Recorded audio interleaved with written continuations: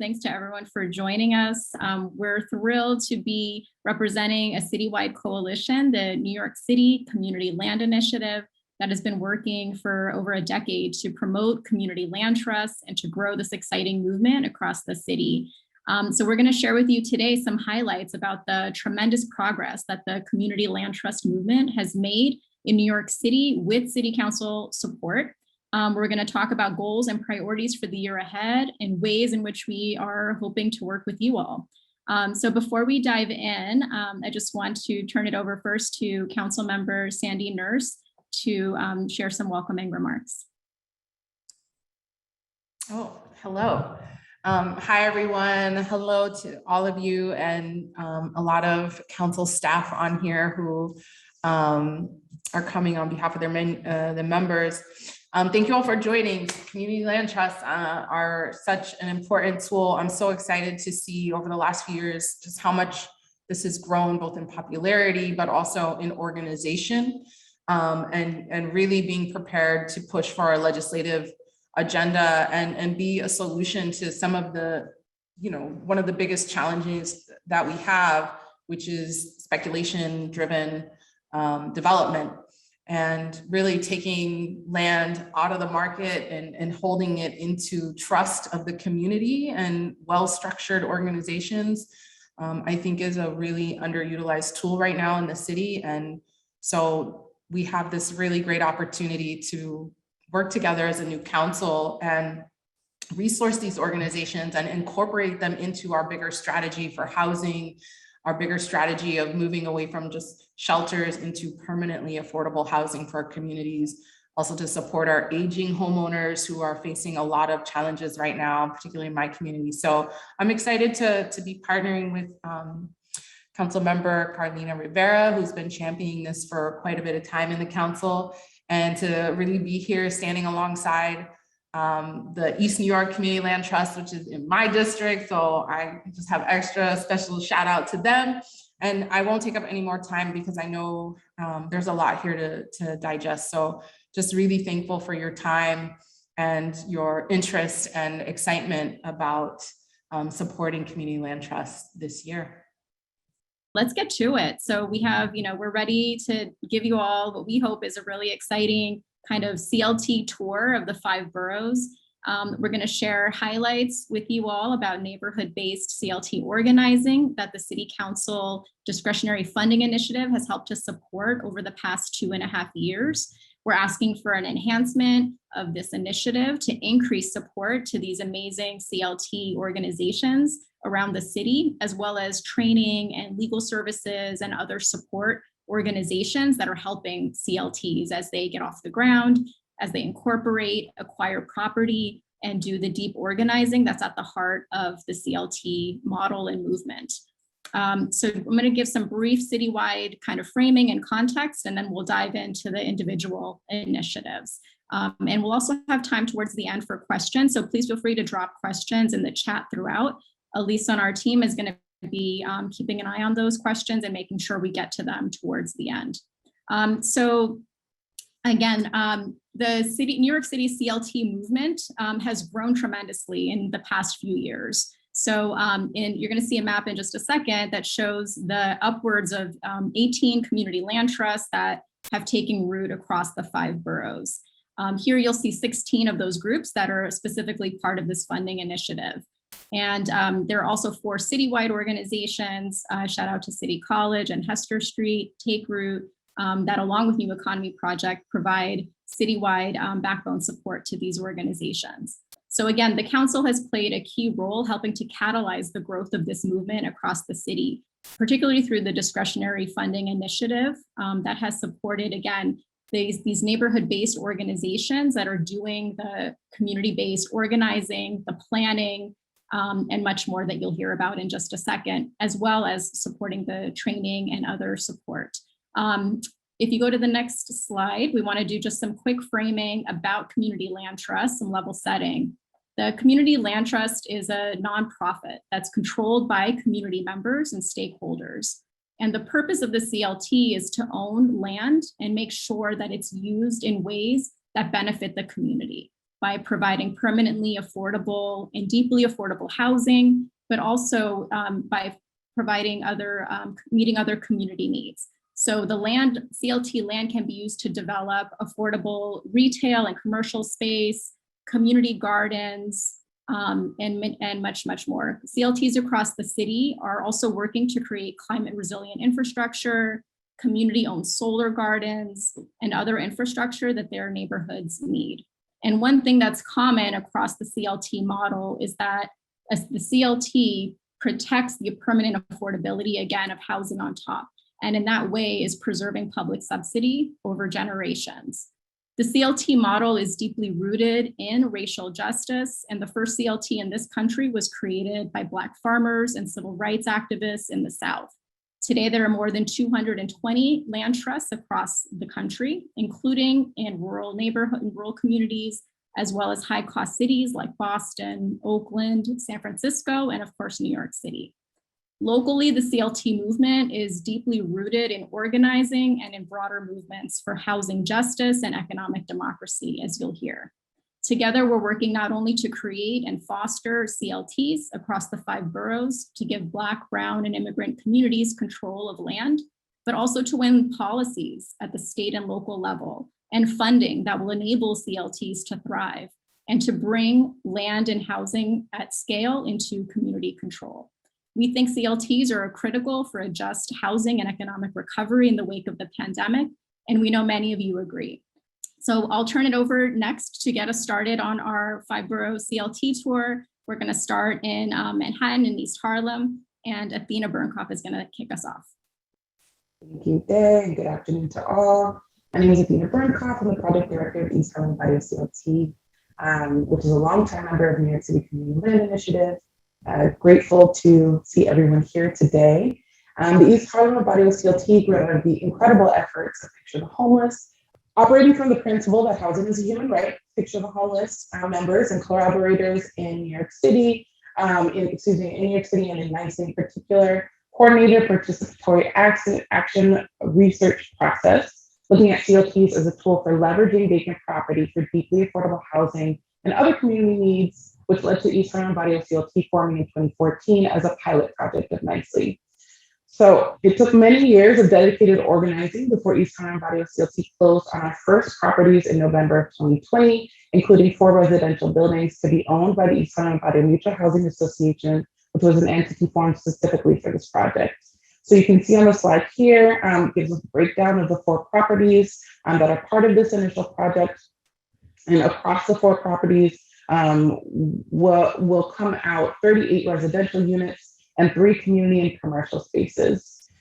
Given the poor conditions that had accumulated in the properties while they were in city ownership, the East Harlem Barrio CLT and MHA made a commitment to renovating all 4 buildings to ensure good quality housing for all the residents, both current and future.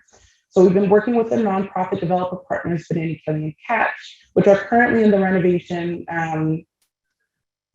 while we're in the renovation phase, to bring repairs that some residents of the buildings have been waiting on for over a decade when they were displaced from their homes because the conditions in the buildings were unlivable.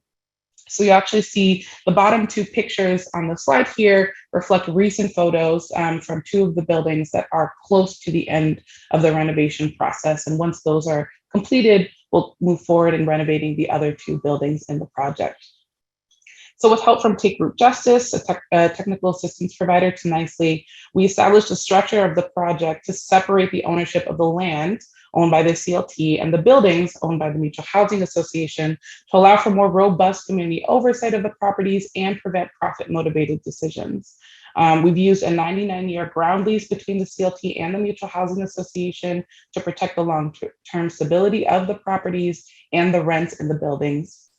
And all of the residential units will be rented below market rate and range from 35 to 100% AMI, in addition to 4 units being reserved specifically for people coming out of the city's homeless shelter system. While we're in the renovation phase, we've dug deep into leadership development and training processes with current residents of the buildings to prepare them to take over the majority of the board seats of the Mutual Housing Association once repairs are completed.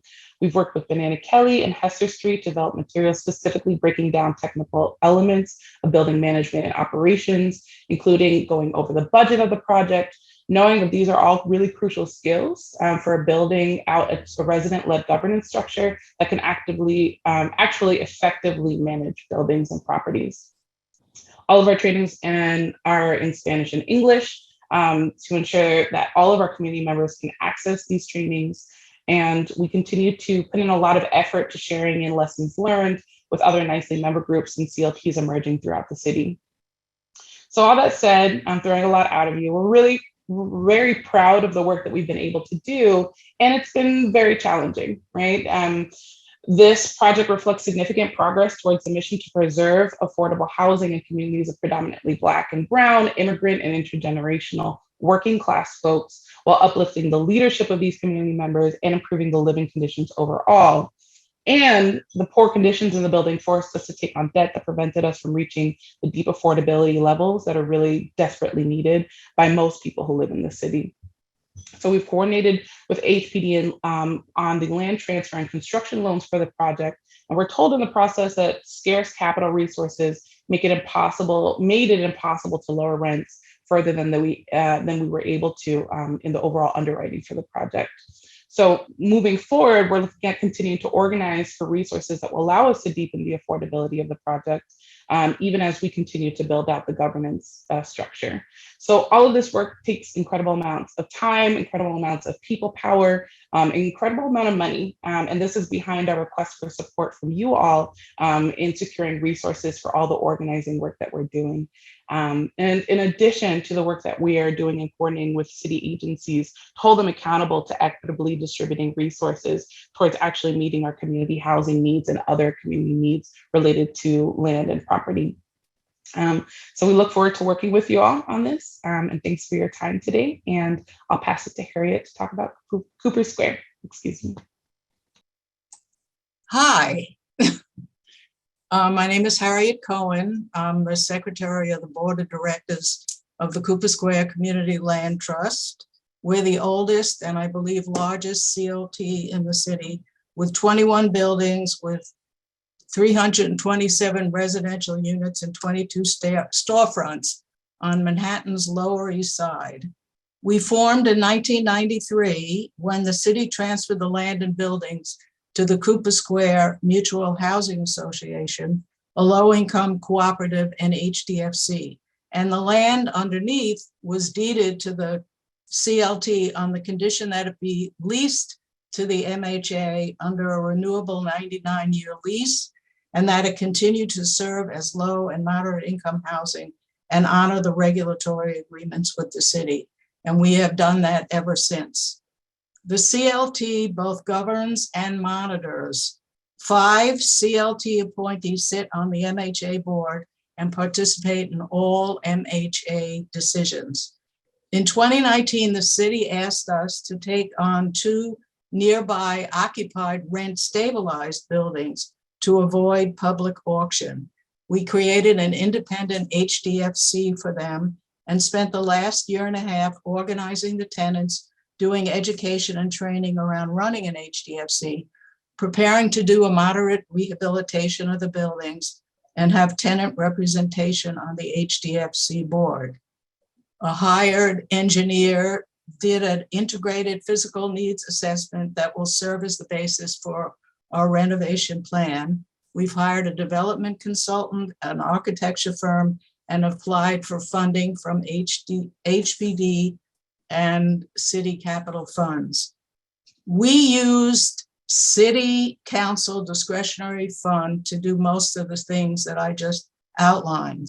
And since I have a captive audience of the city council people here, I want to say that the disbursement of your funds needs to be done in a more prompt and efficient manner by the dispersing agency, and in our case, that was HPD.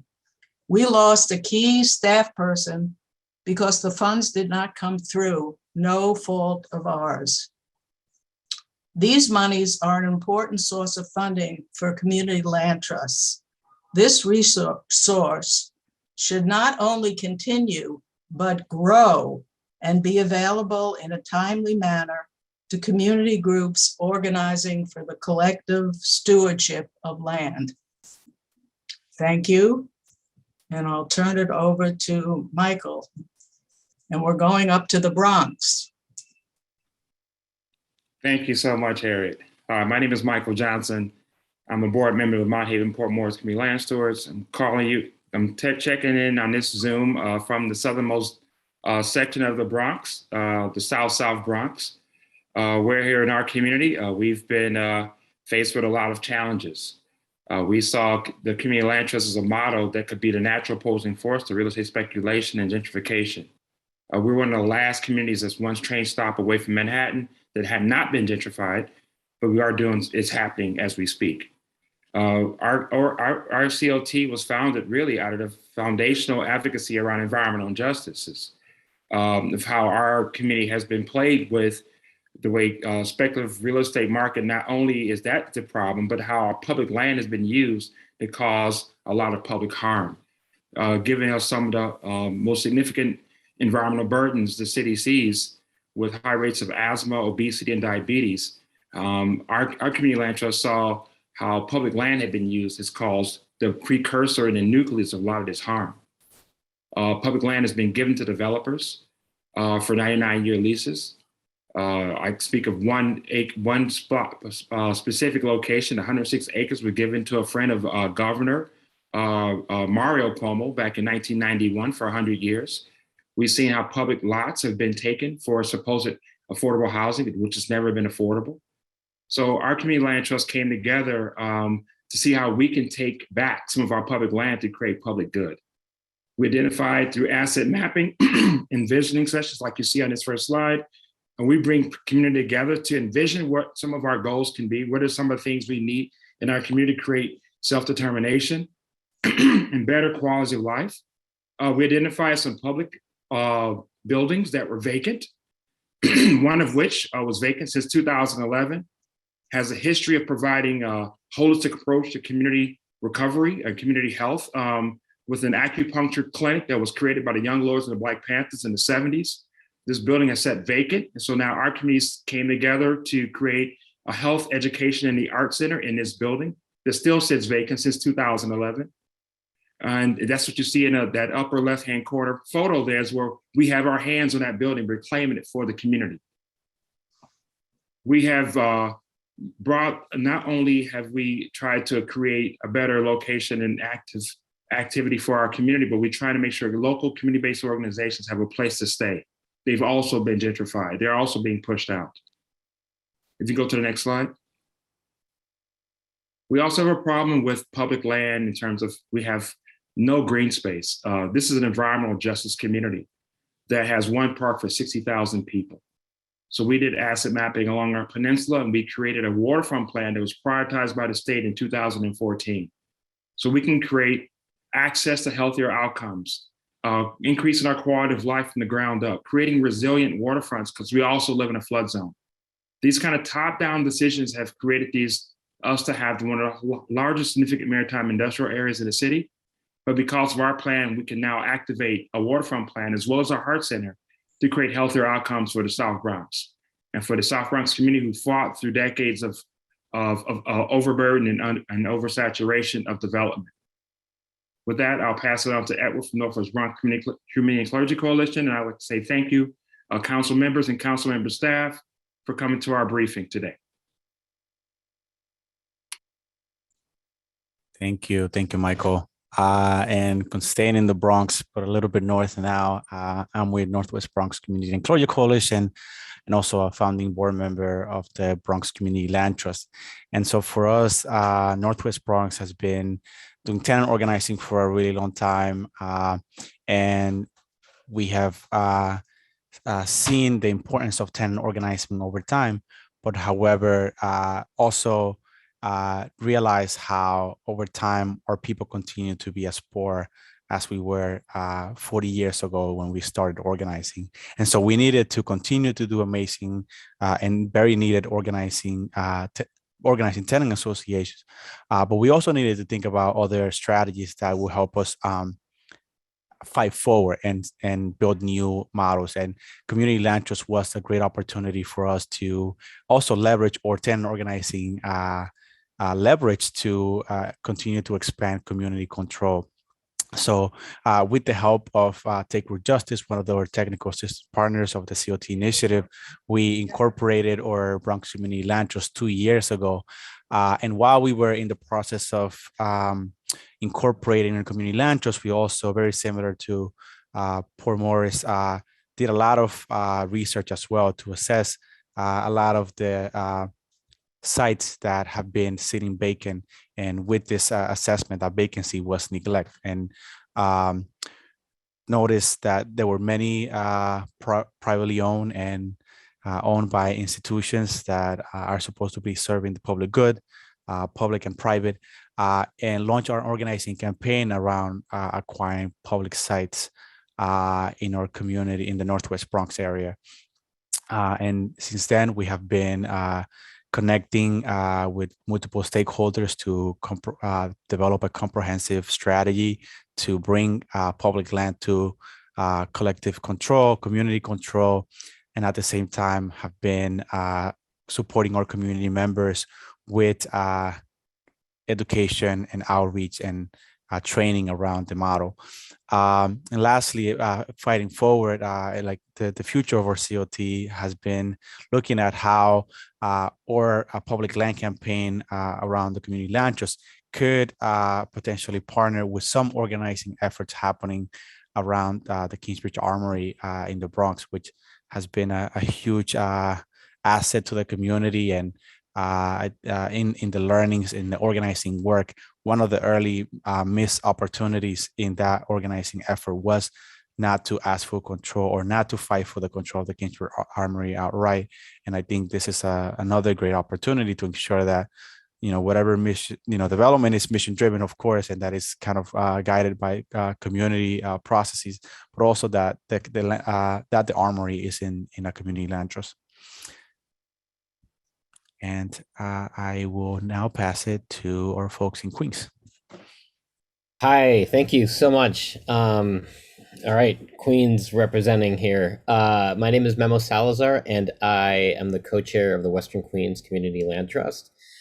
For those of you who are new, we are also new. We've been around a couple years now. We started in the wake of the whole Amazon HQ2 battle, which of course you know about. And what happened after the dust settled is we realized that communities need to take a more proactive role in development if they're going to make sure that the kind of development that happens in Western Queens, which if you've been around here is a lot of development, will actually benefit the people that live there. And so we got together and tried to figure out how to do that, and CLTs became the answer. Our goal is to provide a legal mechanism for the people of Queens and the communities of Queens so that they can own and take care of the land here in a way that not only benefits them in the short term, but actually benefits the whole community of Queens in the long term, by keeping that affordable, by keeping it accessible to everybody, regardless of income level. But the challenge is that even though we're incorporated as a nonprofit, most of us or all of us are volunteers with day jobs, with families, and we're competing with developers who have deep pockets and a paid staff who can spend all day doing the outreach and the research that we also need to do. Last year's city council funding allowed us to hire our first staff person earlier this year, and she's amazing. She's a passionate housing and community organizer, and it's great to have her, but she's part-time and she's been a huge help, but there's so much more work that we need to do. So it was like a step one, a necessary step one. So what have we been doing is, thanks to an enterprise grant, we spent all of last year conducting a feasibility study on that massive LIC building, which you see in the slide, that's currently being used partially by the DOE. They're only using a portion of it. So we started talking to different community organizations who need space desperately in Queens, affordable space, to carry out their work. And the culmination of that is this architectural report that we're about to finalize, where we outline a community-led revisioning of that building in a way that would address many of the issues that Queens is facing. So we spent the first half of last year conducting lots of different focus groups with organizations all over Queens to assess their needs. If you can go to the next slide. So this is just an example of the report, just a sample where we highlight the 4 major areas of need in Western Queens. There's food justice, the arts, care, and manufacturing. And you can see that these are color coded.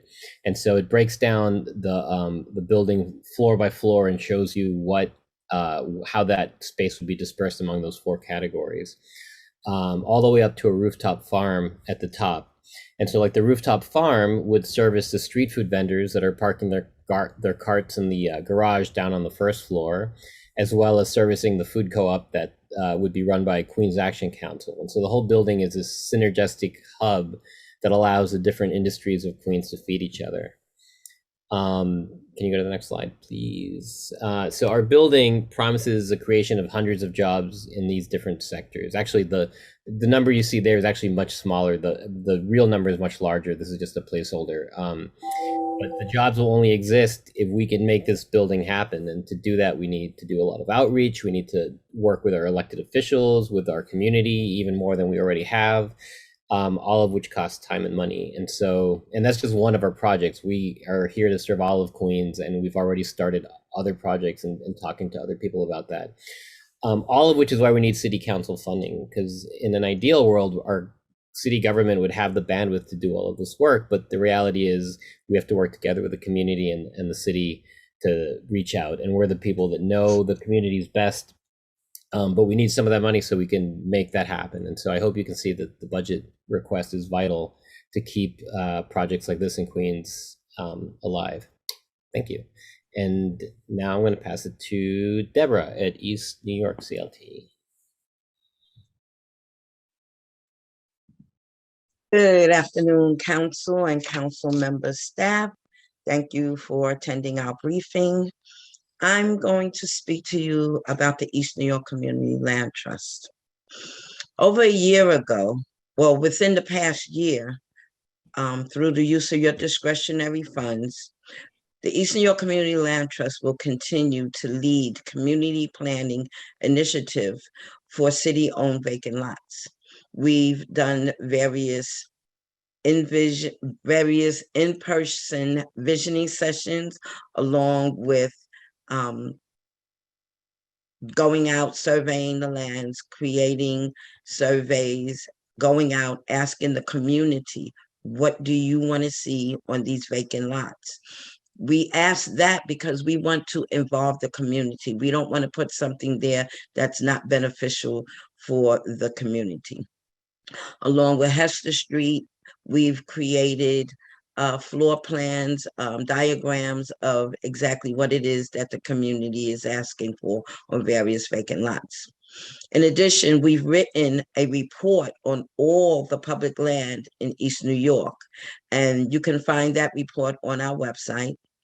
In addition to the report, we have created a black paper on the NYPD-owned land across New York City. That black paper will be released, I'm going to say within 30 days. You'll all see and hear about it shortly. We've also coordinated the Abolish the Tax Lien Sale Coalition, along with Paula from Take Root Justice and our only staff person, Hannah Anuche. We have come together with other organizations and community board and community-based organizations to secure major reforms in the renewal bill, which happened in February of 2021. And we're currently working with council members, new and old, on a new system for municipal debt collection. As you all know, we had a task force that didn't complete what was supposed to be started out, and that was create a alternative for fair and equitable collection of municipal debt collection. The Abolish the Tax Lien Sale has, and we're educating everyone on this replacement system.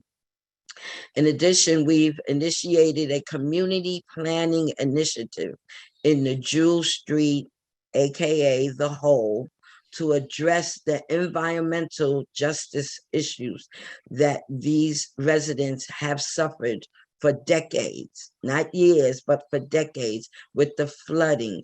They're below grade levels, so they have severe flooding. They are not connected to sewer systems. They have septic tanks in their basements that overflow. We've tested the waters around the Jewel Street area, and the waters are full of E. coli. So with all of this, we still need funding in order to continue to do the outreach, to continue to speak with organized residents of all communities together to better and uplift their communities. Thank you for your time. I look forward to working with each and every last one of our council members and their staff. Now I'll turn it over to our neighbors, Miss Lori Ann from Brownsville. Thanks, Deborah. I think we're the two closest siblings geographically. My name is Lori Gervin, and I am an ally working with the Brownsville Partnership, and I'm delighted to be joined by our incoming executive director. This is our big reveal, Casa Balai. But I'll be speaking today. BP is a 14-year-old organization. We were founded by Greg Jocko Jackson, and his heart and soul are still our North Star, that residents are the experts in the ideas and opportunities to make the great Brownsville even greater. We invite you, when you're in Brownsville, to stop by the Greg Jackson Center, and that's our community hub on Rockaway Avenue. And the organizing that really started when Jocko was there has become a cornerstone in creating the Brownsville Plan as a community designed roadmap. The Brownsville Partnership is incubating the Brownsville Community Land Trust. And we're a little bit different than some groups. We have assets, but not the actual land trust stood up yet, but we expect it to have its nonprofit status later this year. And over the past 2 years, Brownsville residents formed a neighborhood empowerment network, and that's really laid the groundwork for bringing the CLT to fruition. The CLT is an absolutely essential tool in ensuring that Brownsville residents lead, benefit from, and are not displaced by the considerable change happening in the neighborhood.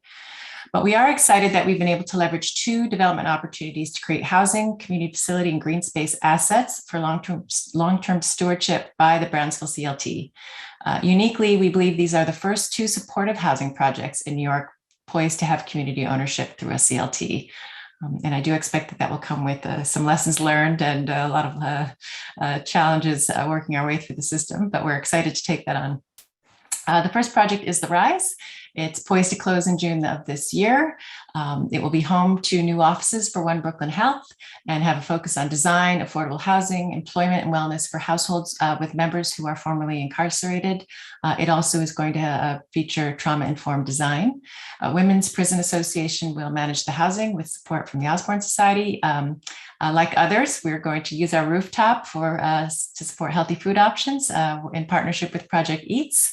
And we'll have a community facility space that will be programmed by Community Capacity Development, known for their work in healing and justice.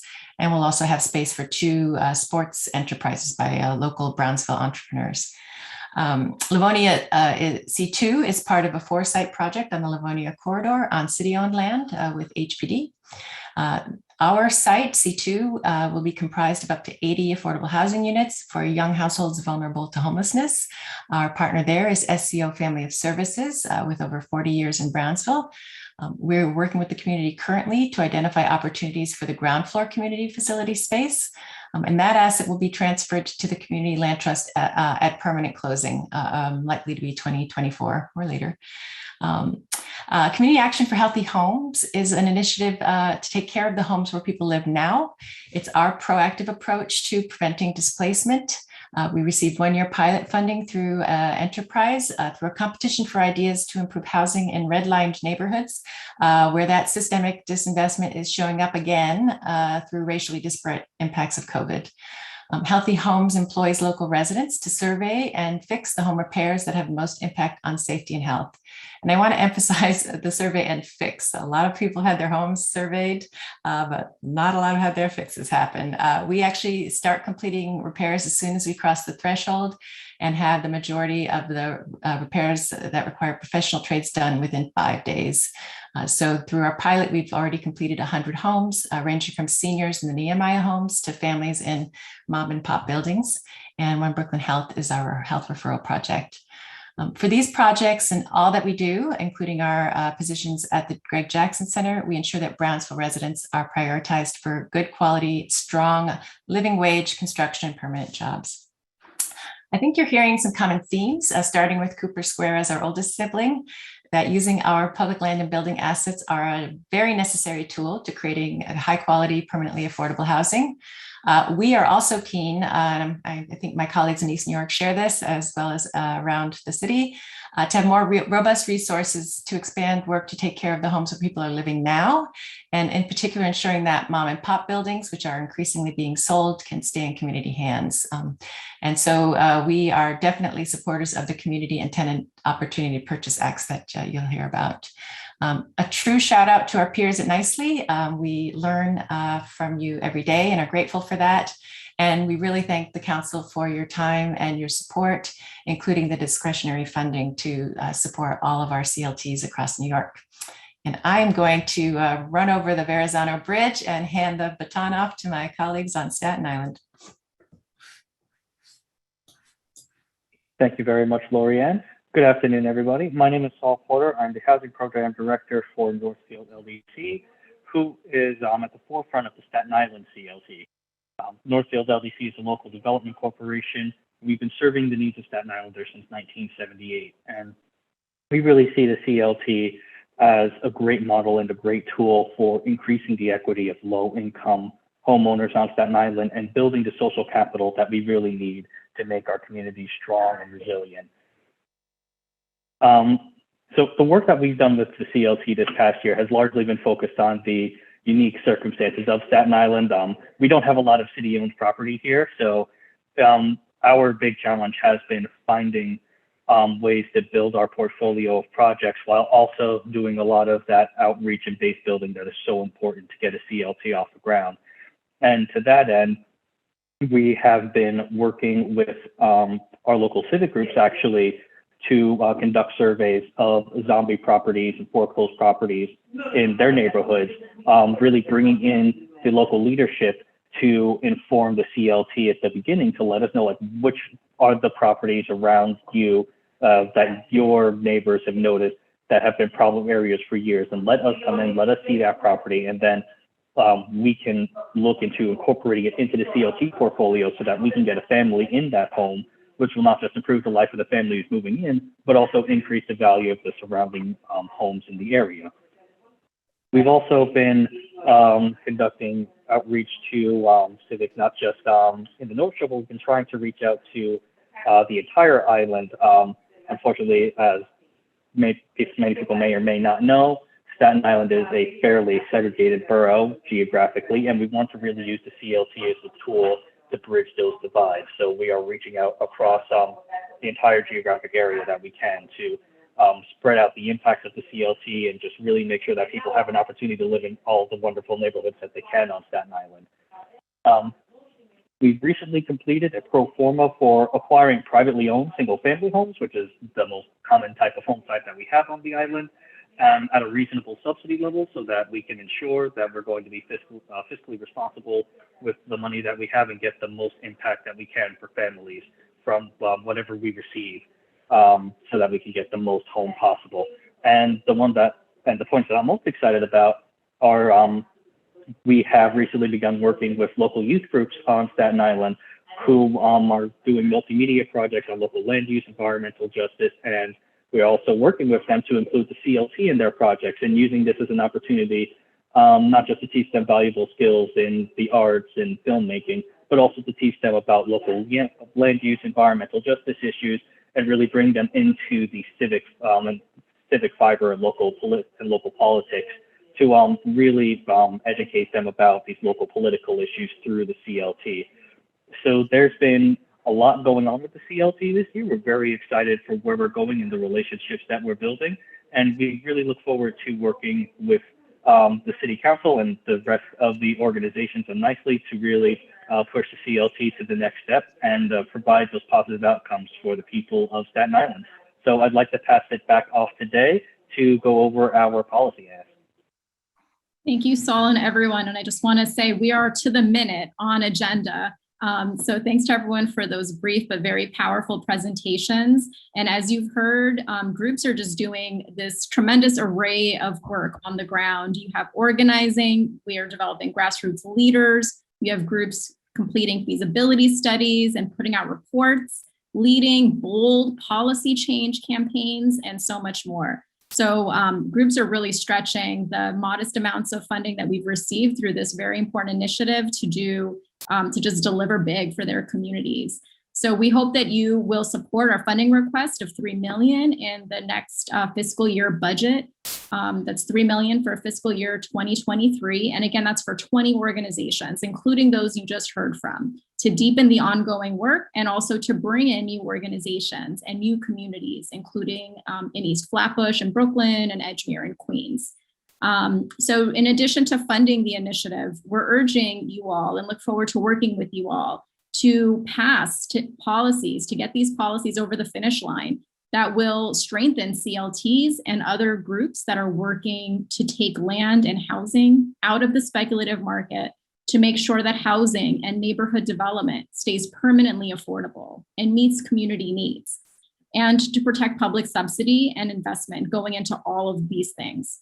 So we have here on the screen a couple of the proposals, including passage of the Community Opportunity to Purchase Act at the local level, as well as the Tenant Opportunity to Purchase Act at the state level. That would give groups like CLTs as well as tenants the first right to purchase buildings that go when landlords sell. And it's a way to proactively recover property out of the speculative market and make sure that it stays permanently affordable. This would be game-changing to stem speculation and displacement, especially in the wake of this pandemic. We're also calling on the city, as you all know, to abolish the city's tax lien sale and to replace it with a just system in which CLTs will play a key role in protecting distressed property and converting it into permanently affordable housing that keeps homeowners in Black and Brown communities and tenants in place. We urge the City Council to work with us to expand funding for CLTs and for deep housing affordability. Everyone here knows that our city's our affordable housing programs aren't reaching the affordability levels that communities need. And we believe that this funding should be prioritized for CLTs and other entities that commit to community control and very deep affordability. And finally, we're calling on the City Council to pass legislation that would prioritize community land trusts and other community-based nonprofits when the city is transferring its public land. And to give you just a little taste of what that campaign looks like, we're going to show a quick 2-minute video in which you'll see actions CLTs organized in their neighborhoods around vacant public lots. And we'll come back for some last remarks from Councilmember Rivera's office and also to answer any questions.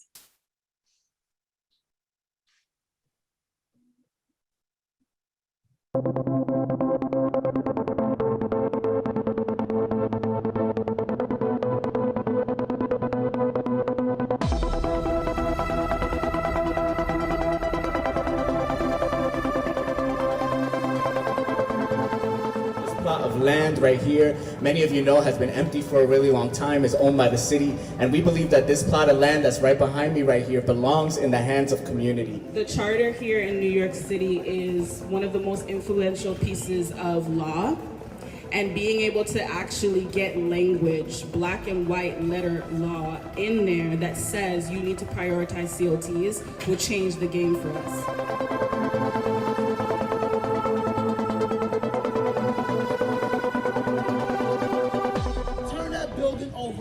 To Western Queens Community Land Trust, allow us to build farms, allow us to build affordable workspaces, allow us to build a street vendor cart, right, storage carts, allow us to create film, music, and TV production space. Queensbridge, these people are extremely talented, but we have no space to create. We the people, though, have the power to change that. We have the power to take that building and do what we know needs to be done with it. So the people here in Long Island City and Western Queens.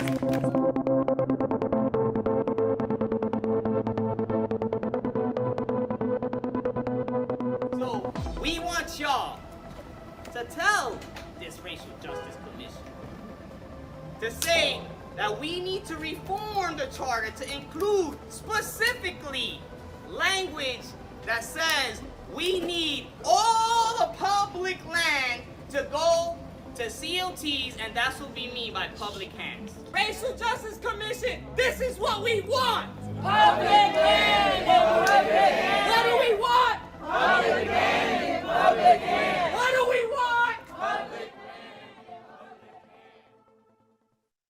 Just want to pause to turn it over to Katie Loeb. And thanks for being here, Katie. And Katie and Councilmember Rivera have just been instrumental in this entire initiative's creation. So we just want to thank them for getting this off the ground a few years ago and for continuing to support social housing and CLTs. Yeah, thank you so much. Thank you to everyone here from different CLT organizations from around the city for taking the time and sharing, the process and the journey. It's been a really fun to watch them grow from the inception of this initiative.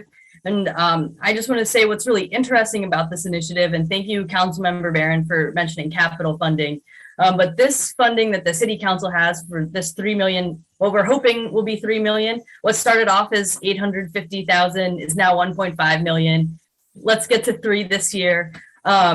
This is expense funding. This is funding that goes towards the people in the communities. It goes towards community organizing, door knocking, holding meetings, creating mutual aid networks in the pandemic. It is really an investment in the communities around the land trust. And yeah, we have to fight for our capital funding. We have to fight to get those renovations cheaper for East Harlem so we can make those rents even lower. We have to fight to get the land for East New York out of the lien sale. And those capital dollars from the state and the city to make sure that we have these buildings. But what we do here in the council is we fund these communities. And I think that that's really important why this initiative is, one, so successful, and two, something that Councilwoman Rivera is really passionate about. And Councilmember Nurse has been a fantastic ally, and her team also prior. So we're really excited about this and excited about this year. And next week, we will be having a rally before stated on the steps of City Hall to call for the full $3 million funded, to call for the passing of policies that will help CLTs grow and help communities thrive. So thank you all so much for being here. And any questions, I know these guys have the answers, but I'm also going to drop my info in the chat for council staffers. I'm always here to answer questions. This is my 5th budget, so I'm a little seasoned and can help out with anything you need. I just want to say thank you again to everyone for joining. We'll follow up again with an email that has additional resources, more information how to reach all of the groups that you heard from today, as well as many others. This was just, a sampling of some of the amazing groups that are doing this work around the city. And again, please join us next Thursday on the 14th at 12 o'clock on the steps of City Hall. You'll see us with a gigantic banner. You can't miss us. And we're going to fight for this money and fight for policies that will support this incredible grassroots work. So thanks, everyone, and have a wonderful rest of your day.